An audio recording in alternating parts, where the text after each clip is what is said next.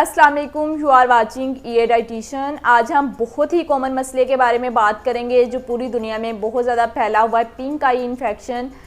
इसकी हम अलामात और वजूहात वगैरह देखेंगे कि ये किस वजह से हो रहा है और इसकी अलामात में क्या क्या आता है। इसके लिए हमें कौन सी एहतियाती तदाबीर हैं जो लाजमी तौर पर अपनानी चाहिए। तो आएँ हम इस वीडियो को स्टार्ट करते हैं और देखते हैं।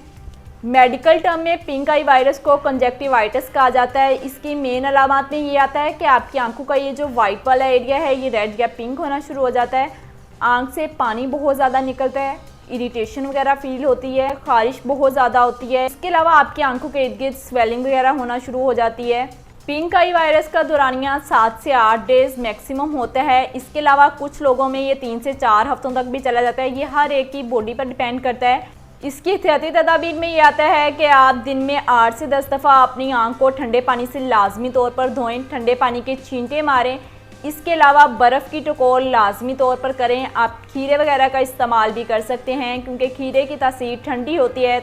इसके अलावा आप टोब्रामाइसिन के आई ड्रॉप्स वगैरह का इस्तेमाल कर सकते हैं। इनके इस्तेमाल का दौरानिया 5 से 7 दिन का होता है। इसको इस्तेमाल करने का बेहतर तरीका ये होता है कि आप हर 4 घंटे के बाद आई ड्रॉप्स अपनी आंखों में डालें और आई ड्रॉप्स इस्तेमाल करने से पहले अपने आंखों को अच्छे तरीके से साफ पानी से धो लें और इसके बाद आई ड्रॉप्स का इस्तेमाल करें। पिंक आई वायरस बेसिकली तब ज़्यादा स्प्रेड हो रहा है जब आप किसी इन्फेक्टेड पर्सन का टॉवल, तकिया वगैरह इस्तेमाल कर रहे हैं। इसके अलावा अगर उसने किसी चीज़ को टच किया है तो आपने वो वाला हाथ अपनी आंख को लगा लिया है, तो इसकी वजह से पिंक आई वायरस ज़्यादा स्प्रेड हो रहा है। तो इसलिए कोशिश करें अगर किसी को इस चीज़ का मसला है तो उसका टॉवल और तकिया वगैरह ख़ास तौर पर इस्तेमाल ना करें।